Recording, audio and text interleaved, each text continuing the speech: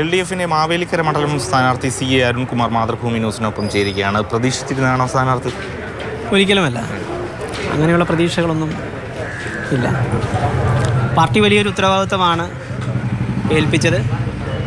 ആ ഒരു ഉത്തരവാദിത്വം അതിൻ്റേതായ ഗൗരവത്തിൽ പൂർത്തീകരിക്കുക എന്നുള്ളതാണ് എന്നിൽ ഏൽപ്പിച്ച എന്നിൽ അൽകൃതമായ ആ അർത്ഥത്തിൽ നമ്മൾ പരിശോധിക്കപ്പെടുമ്പോൾ മാവേലിക്കരയിൽ ഒരു വലിയ വിജയത്തിലേക്ക് അവിടുത്തെ സാഹചര്യങ്ങളെല്ലാം അങ്ങനെയാണ് മുന്നോട്ട് വന്നിട്ടുള്ളത്. ഒരുപക്ഷെ വരുന്നത് കൊടിക്കുന്നിൽ സുരേഷ് ആണെങ്കിൽ വർഷങ്ങളായി ജയിച്ചു വരുന്ന ഒരാളാണ്.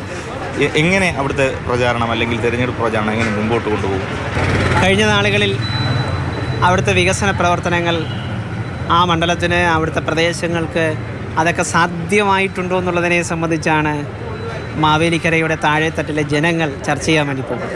കൂടുതൽ ആ നാട്ടിലെ ജനങ്ങൾ ആഗ്രഹിക്കുന്ന ഒരു വികസനം ആ അർത്ഥത്തിലേക്ക് എത്തിച്ചുകൊണ്ട് അവരോടൊപ്പം നിന്നുകൊണ്ട് അവർക്ക് വേണ്ടിയിട്ട് പ്രവർത്തിക്കുന്ന ഒരു പ്രവർത്തനമാണ് ഇടതുപക്ഷ ജനാധിപത്യ മുന്നണി ആലോചിച്ചിട്ടുള്ളത്.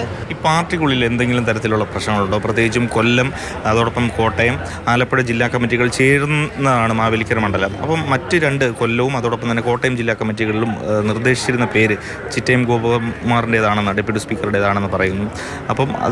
അപ്പം അവരുടെ ഒരു സഹകരണമൊക്കെ ഇനി തെരഞ്ഞെടുപ്പിൽ ഉണ്ടാവും. എന്താണ് അത്തരത്തിലുള്ള കാര്യങ്ങളൊന്നും എൻ്റെ അറിവിലുള്ള കാര്യങ്ങളല്ല. ആ മണ്ഡലത്തിൻ്റെ വികസന പ്രവർത്തനങ്ങളെ മാറ്റിയെടുക്കുവാൻ വേണ്ടിയിട്ടുള്ള ചുമതലയാണ് പാർട്ടി തീരുമാനിച്ചിട്ടുള്ളത്, മുന്നണി തീരുമാനിച്ചിട്ടുള്ളത്. ആ അർത്ഥത്തിലാണ് നമ്മൾ മുന്നോട്ട് പോകുന്നത്. അതുകൊണ്ട് മറ്റു കാര്യങ്ങളൊന്നും നമ്മളുടെ ഭാഗമായി വരുന്നതല്ല. ഏതായാലും മാവേലിക്കരയുടെ വികസന പ്രവർത്തനങ്ങൾ പറഞ്ഞു തന്നെ ജനങ്ങളെ കണ്ട് വോട്ട് നേടണം, വിജയിക്കണം എന്നുള്ളത് തന്നെയാണ് മാവേലിക്കരയിലെ LDFിൻ്റെ സ്ഥാനാർത്ഥി CA അരുൺകുമാറിൻ്റെ ലക്ഷ്യം. അതിന് തന്നെയാണ് അദ്ദേഹം നാളെ മുതൽ ഇറങ്ങാൻ പോകുന്നതെന്നും അദ്ദേഹം പറഞ്ഞു വയ്ക്കുന്നു. പ്രേംശശിക്കൊപ്പം AK Stephen, Mathrubhumi news, Thiruvananthapuram.